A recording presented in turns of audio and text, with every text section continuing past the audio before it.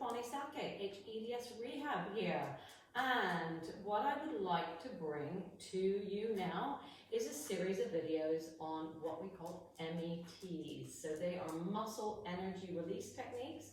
And if you don't already know me or you haven't seen any of my videos, I have hEDS.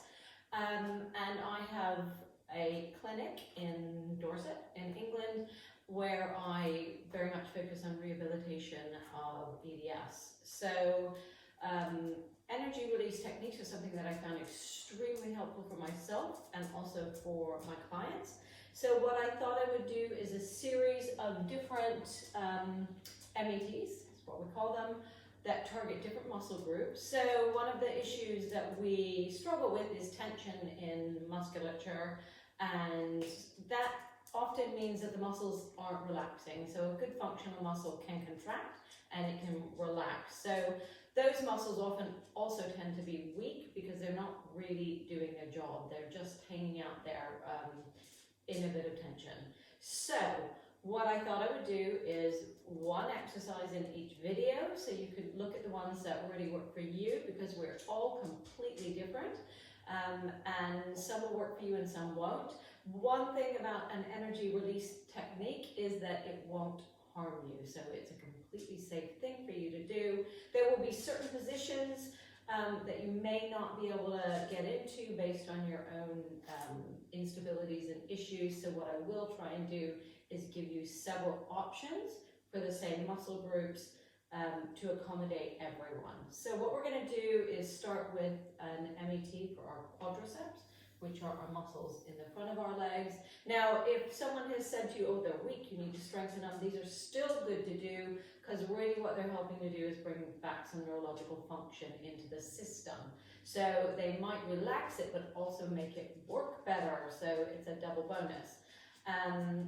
So what I'm going to do is I'm going to show you a few standing up versions, and then I'll show you a lying down version for people who can't stand. So we are going to start. This is a muscle that helps you to straighten your knee.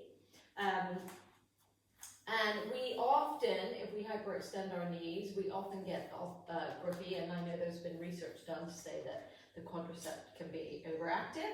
So what we need to do is take the muscle to the length. So it's the same technique for all of the different muscle groups, and as long as you know your anatomy, you can apply this to any of them. But what we're going to do is take the muscle to length.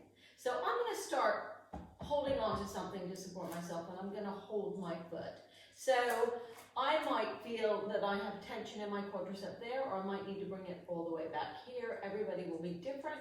I'm going to take it to about there. I can start to feel a little pull on my knee. I can feel a little pull down there. So I don't want to take it into a stretch.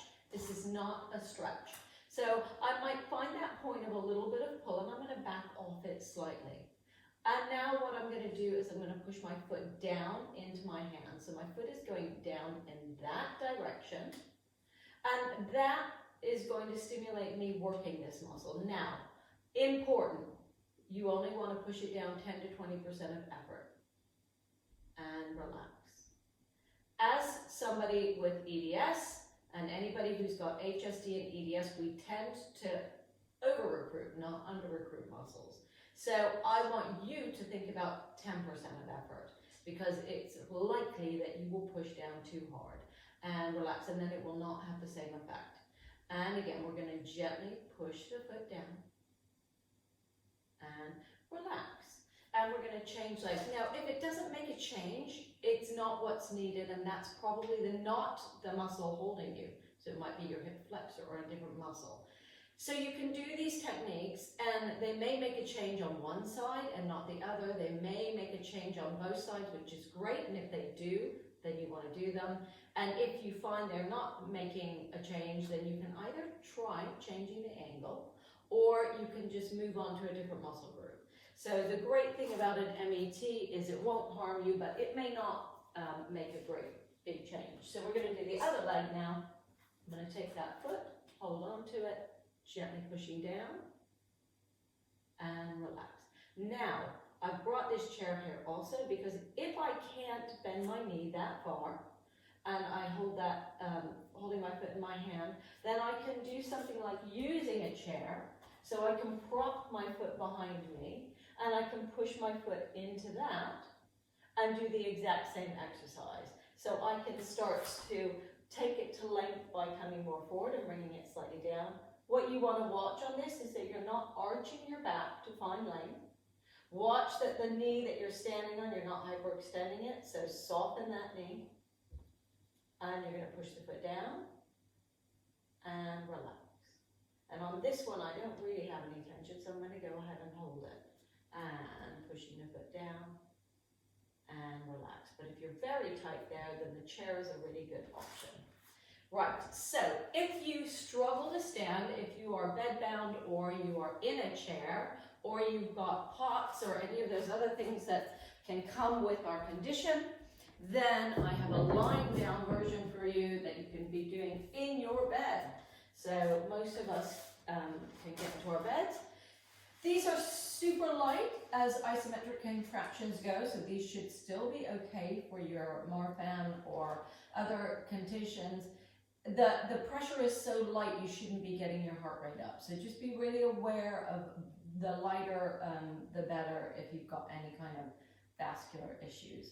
So, you know, you want to be able to keep breathing and you want to be able to keep talking through all of them. We're going to lie on our tummies. You can have a cushion under your belly if you feel that your back is uncomfortable, and you're going to rest your forehead on your hands. So, two different options lying down. One is to take the leg and bend it.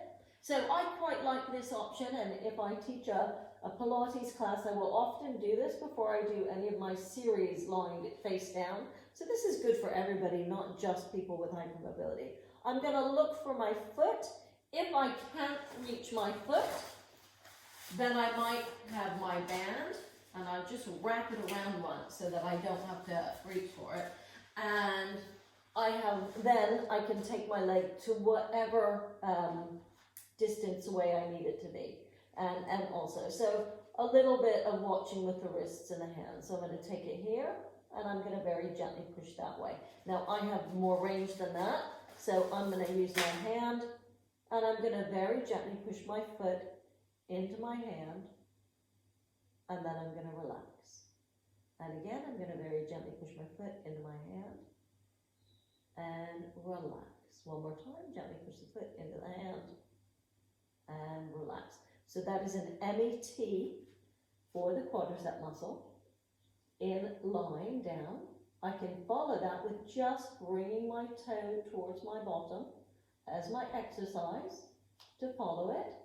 So I tend to do 3 post-isometric relaxations, and then I might do 3 movements to stimulate the muscles on the opposite side. And the final version would be lying on your side. Now, I would want everybody to be fully cushioned up with cushions between their knees and under their heads to do this.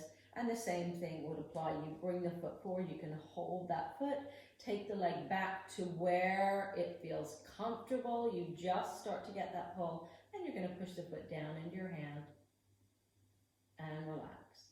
And you just bend that knee to where it's comfortable, and you can take that leg back and push the foot down and relax.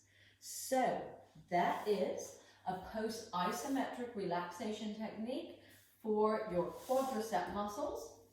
Have a go, see how it feels, give me feedback. So if it's helped you, let me know. If it doesn't do anything, don't worry. It is not what you needed, or that is not the muscle that's holding you in that point of tension. So we have a lot of muscles that fascially blend, and in actual fact, it might be that it's a different muscle that gives you that perceived tension there. So it won't hurt you to do them. It's never dangerous to do them.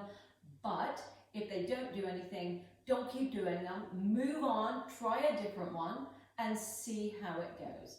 So I hope you enjoyed this, and I hope you watch more of these videos on post-isometric relaxation, a type of an MET. It is Bonnie Southgate, hEDS Rehab here. Have a great day.